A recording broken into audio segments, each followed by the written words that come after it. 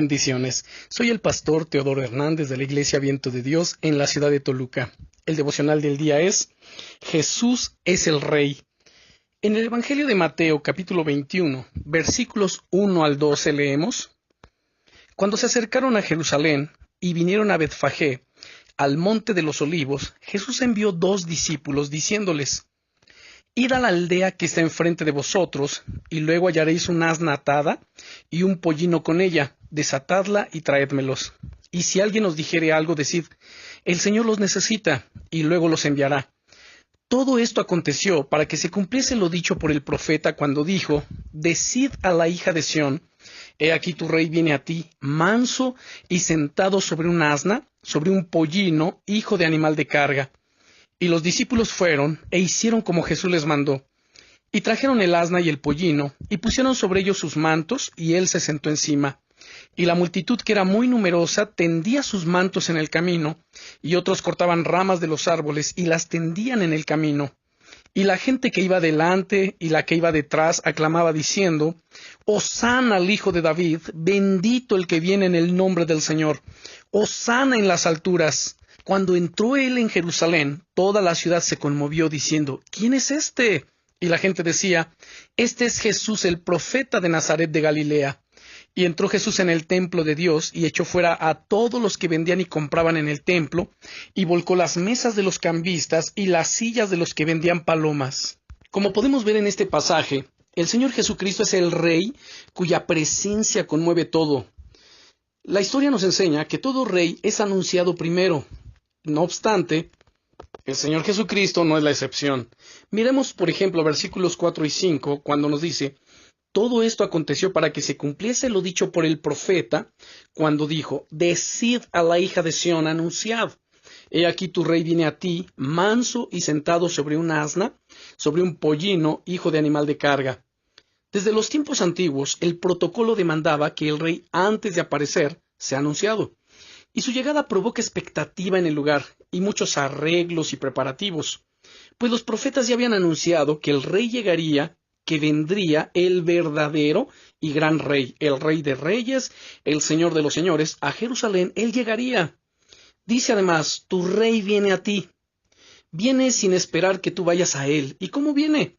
Manso y humilde, accesible para todas las necesidades, para todos los necesitados.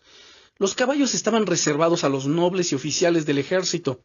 El Señor Jesucristo entró montado en un asno, mostrando su humillación y que venía en son de paz y no de guerra. Además, cuando Cristo llega, como mencioné hace un momento, todo se conmueve. Miramos en los versículos 10 y 11, cuando entró él en Jerusalén, toda la ciudad se conmovió diciendo: ¿Quién es este? Y la gente decía: Este es Jesús, el profeta de Nazaret de Galilea. La palabra conmover del griego seio significa además agitar, hacer temblar, sacudir, mover de un lado a otro. Es el rey que trae paz. De hecho, llegó a Jerusalén, cuyo nombre significa ciudad de paz. Pero primero necesita generar cambios. Primero conmueve las estructuras humanas para establecer la suya. Su llegada provoca cambios que no se esperan. Hay muchas preguntas. ¿Quién es este?, decían. Nosotros podemos decir: ¿qué es esto?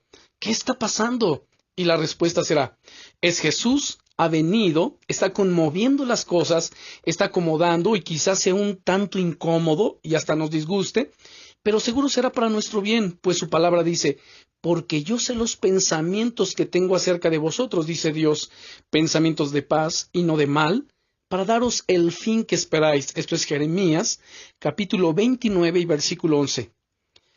La gente con gozo respondía: Es Jesús, el profeta de Nazaret de Galilea. Por 400 años, Dios no había vuelto a hablar por sus profetas. Dios había guardado silencio. Ahora estaba no solo un profeta, sino Dios mismo hablándoles. A veces Dios está callado y con ese silencio nos está llamando a buscarlo en intimidad, porque quiere estar con sus hijos, escucharlos y hablarles a su corazón. Por eso el Señor Jesucristo nos dice en Mateo capítulo 6, verso 6, Y tú cuando ores, entra a tu aposento y cerrada la puerta, ora a tu Padre que te ve en lo secreto, y tu Padre que te ve en lo secreto te recompensará en público. Ahora, el Señor Jesucristo como Rey, además, Él es el Rey de maravillas.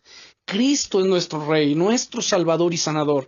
En estos versos 14 y 15 del capítulo 21 nos dice: y vinieron a él en el templo ciegos y cojos, y los sanó. Pero los principales sacerdotes y los escribas, viendo las maravillas que hacía, y a los muchachos aclamando en el templo y diciendo: Hosana al Hijo de David, se indignaron.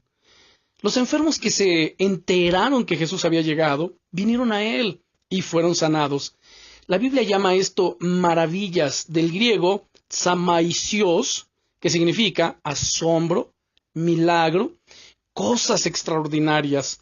Lo que Jesús hace es maravilloso, es extraordinario. Pensemos en lo siguiente. Número 1, nos creó. Segundo, nos perdonó. Tercero, nos ha dado vida eterna. Número 4, nos ha sanado, liberado, restaurado. Número 5, nada nos ha faltado. Él ha tenido cuidado de nosotros y lo sigue haciendo. Número 6, nos ha sacado del hoyo de la desesperación muchas veces.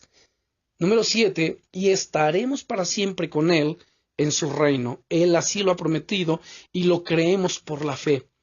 Ahora bien, el orgullo y el celo religiosos nos impiden ver las maravillas de Cristo. Esa es la razón por la que mucha gente no lo puede ver, no lo puede comprender, no lo puede entender y menos aceptar. Los sacerdotes y escribas veían las maravillas y oían las alabanzas, pero no creían en el Mesías, no creían en Él. No eran ciegos ni sordos, pero no querían ver ni oír. La peor desgracia no es ser pecador, la más grande desgracia es no reconocerlo. Eran los representantes de la vida religiosa, pero no eran ejemplos de la vida espiritual. Cristo vino a sanar al enfermo, a perdonar al pecador, a restaurar al hombre caído. La religión enferma, condena y no salva, porque el único mediador entre Dios y los hombres se llama Jesucristo hombre. A menudo escucho gente diciendo la frase tan trillada de que todas las religiones llevan a Dios. Mentira. Todas las religiones alejan al hombre de Dios y lo sumergen en preceptos, mandamientos y ordenanzas de hombres, doctrinas de hombres, ante las cuales el Señor Jesucristo se levantó y habló en contra de ellas.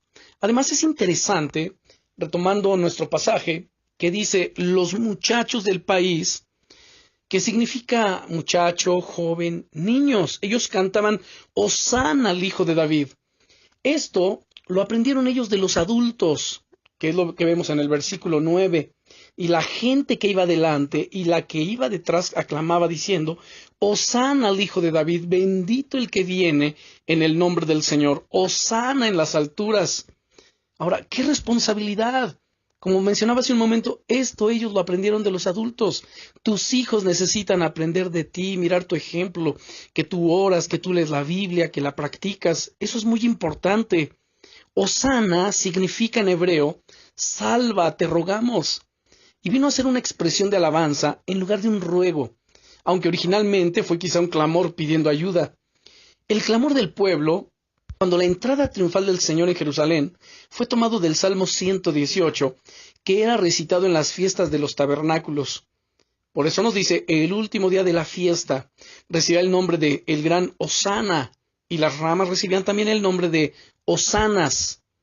Cristo es el Rey, que además trae limpieza y orden a la casa, a tu vida. El Señor Jesucristo viene al templo y lo transforma, dice el versículo 12. Y entró Jesús en el templo de Dios y echó fuera a todos los que vendían y compraban en el templo, y volcó las mesas de los cambistas y las sillas de los que vendían palomas. Lo que ellos hacían debía hacerse, vender los animales del sacrificio y cambiar el dinero. Pero ellos lo hacían mal, pues profanaban el templo, vendían y compraban en el templo. No era el lugar correcto.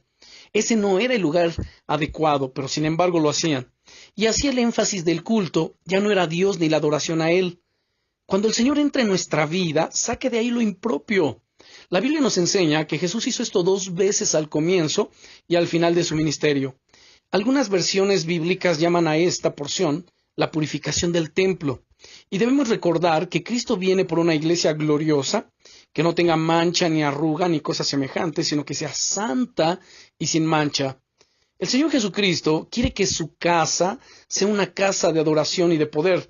Leemos en los versículos 14 y 16, y volvieron a Él en el templo, ciegos y cojos, y los sanó. Estos vinieron a Él, dice el verso 16, Y le dijeron, ¿oyes lo que estos dicen? Y Jesús les dijo, sí, ¿nunca leísteis?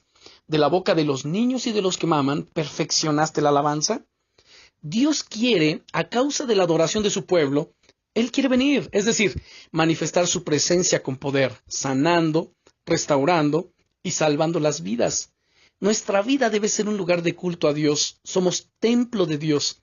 Él está en nosotros, por tanto, donde vamos, Él va con nosotros. Por eso la mejor adoración no se da en el templo más hermoso, sino en aquel corazón que es consciente de la presencia de Dios en él, y por eso procura siempre agradarle y obedecerle. El versículo 8 nos enseña la importancia de reconocer el señorío de Cristo. Ellos procuraron honrar a Cristo de la mejor manera que podían, pues el verso 8 nos dice, y la multitud, que era muy numerosa, tendía sus mantos en el camino, y otros cortaban ramas de los árboles y las tendían en el camino. De esta manera, alfombraban con sus mantos el camino, con las ramas. Cuando Jehú fue proclamado rey en el Antiguo Testamento, los príncipes del ejército de Israel pusieron sus mantos debajo de él en señal de homenaje y sumisión. Esto nos enseña que los que aceptamos a Cristo por Rey y Señor debemos colocarlo todo bajo sus pies. Él es el Señor. La mejor adoración que podemos ofrecerle al Señor es nuestro corazón sincero, obediente, humilde, sometido a su voluntad, que procura agradarle siempre, que puede alabar en medio de la dificultad, viviendo el proceso de Dios y sin entender claramente lo que está pasando, pero que confía en que Dios tiene el gobierno de todas las cosas. El Señor Jesucristo es el Rey de nuestras vidas. Oremos. Padre, en el nombre poderoso del Señor Jesucristo, te damos gracias, amado Señor, porque tú eres el Rey. El Señor Jesucristo es el Rey de nuestro corazón, es el Rey de los reyes. Y te pedimos, amado Señor, que vengas, que te establezcas, que te sientes en el trono de nuestro corazón, que dirijas nuestra vida, nuestras emociones, sentimientos, pensamientos y voluntad, para que en todo, Señor, tú seas glorificado. Señor, sé tú el Rey, no solamente ese Dios en el que creemos, sino el Rey que dirija, que gobierne, pues en el Padre Nuestro se nos dice, y hágase tu voluntad en la tierra como en el cielo. Y oramos también ahí diciendo, venga a nosotros tu reino, establece tu reino en nuestros corazones. Señor, te damos gracias porque tú eres el Dios todopoderoso y porque una vez que tú entras en la vida de alguien, así como estos ciegos, cojos y enfermos vinieron a ti y tú los sanaste. Tú vienes a sanar las heridas de nuestra alma, las enfermedades físicas de nuestro cuerpo. Tú vienes a hacer tu obra perfecta en nuestras vidas, porque tú eres el Rey y todo lo que haces, lo haces bien, es perfecto. Muchas gracias, bendito Señor, en el poderoso y glorioso nombre del Señor Jesucristo. Amén. Bendiciones.